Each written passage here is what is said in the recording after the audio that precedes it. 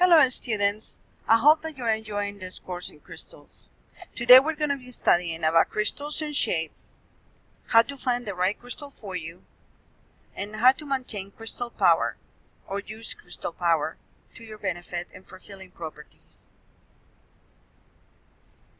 Crystals naturally possess an internal and external geometric shapes.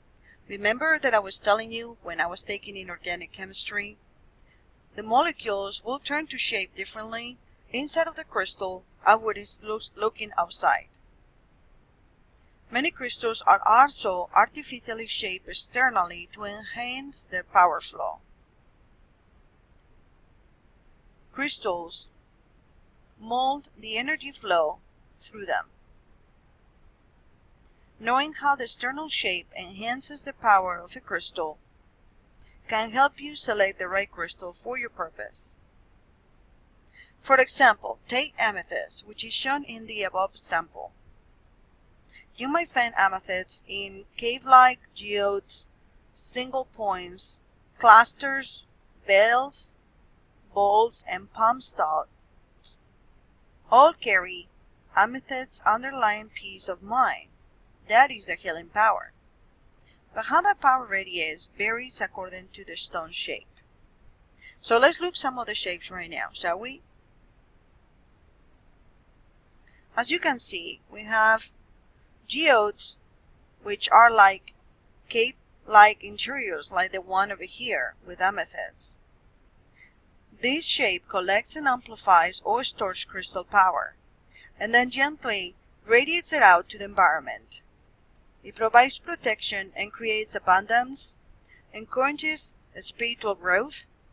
In natural history, Pliny says that geodes treat the eyes, breast, and testicles, an example of a shared shape or of sympathy between the crystal and the area being healed. Now we also have points, such as these ones. As you can see the point stone on our right hand side.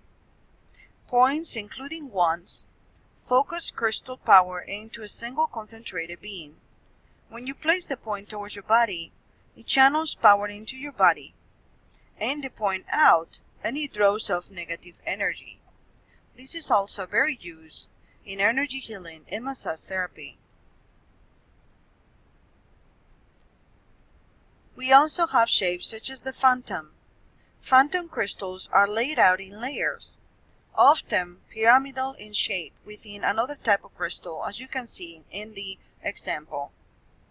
Holding the memory of the soul's journey, they break up ancient patterns of behavior or can be ascended like a ladder to a higher consciousness. Let's go back to the first slide. As you can see, the cluster are a group of points radiated in different directions. They beam energy into the surrounding atmosphere, but can also be empowered to draw off negative energy.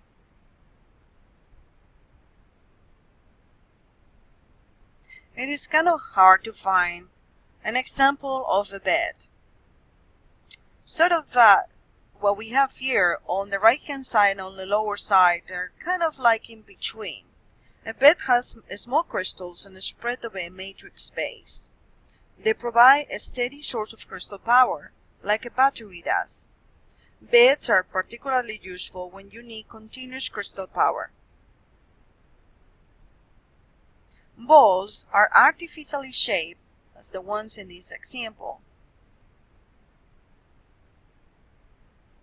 from a piece of crystal. They emit power in all directions in equal measure. Balls provide focus for power such as insight or intuition. Traditionally, crystal balls were used to see forward or backward in time, a practice known as scrying. Flat and rounded palm stones, which normally are used right now in paganism or other religions to carry in your pocket, such as warring stones, for example, holds a thought and suits the mind. They are able to focus your intention to create what you desire. Sometimes palm stones might have inscriptions on them that you can carry in your pocket. manifestation, as the one seen in the middle, have a crystal that is encased within the main one. As its name suggests, it carries the power of manifestation, especially of abundance, but it can be harnessed to any crystal power. As you can see, they are so beautiful no matter what the shape.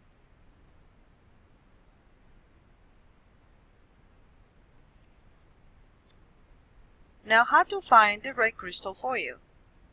Finding the right stone for you is the key to attuning yourself to crystal power. You'll probably start searching for a crystal that holds the power that you want to manifest.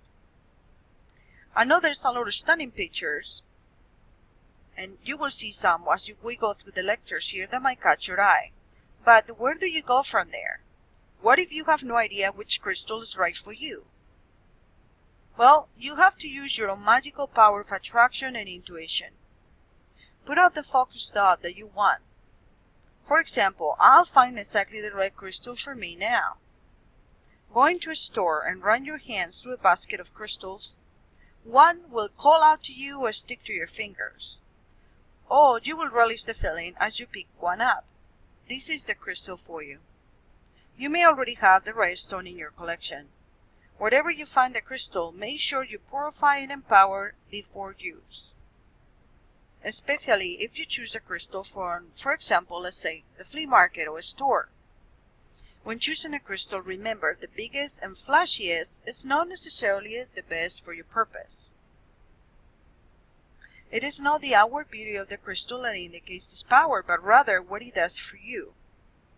A rough lump of raw rock may be more powerful than a gemstone, no matter how seductive the latter might be.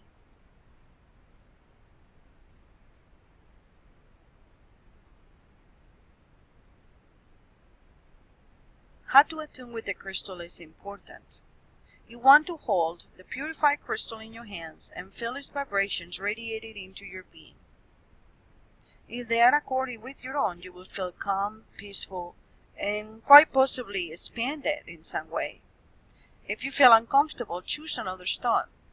The one that you're holding might not be the right for you at this time, or might indicate that you have some inner work to do.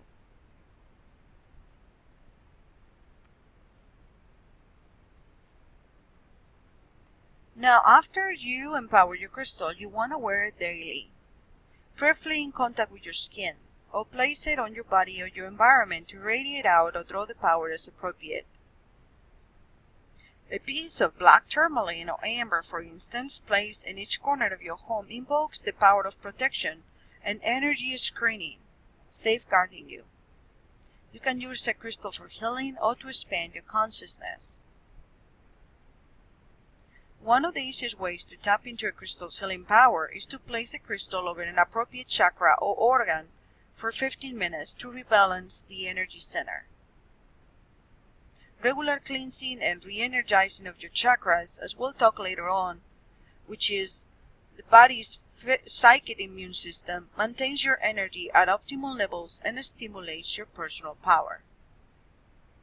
If a crystal produces a healing challenge or an intensification of symptoms, remove it and put the smoky quartz in its place. You can also reharmonize the subtle nervous system with naturalite or scolecite. Don't worry, if you know how these crystals look like, we're going to go through them in just a minute. After 10 or 20 minutes, remove the crystal. Picture yourself totally surrounded by a bubble of crystal light. Feel the contact your feet make with the earth, and then get up and go about your everyday business. If you feel floaty or unfocused, hold a smoky quartz or hematite as you visualize roots down into the center of the earth, where they attach to the ball of iron at its center to create a shamanic anchor. I hope that you're learning about crystals and you're enjoying the course. Let's talk later on more about phases to maintain crystal energy. I'll see you in the next chapter.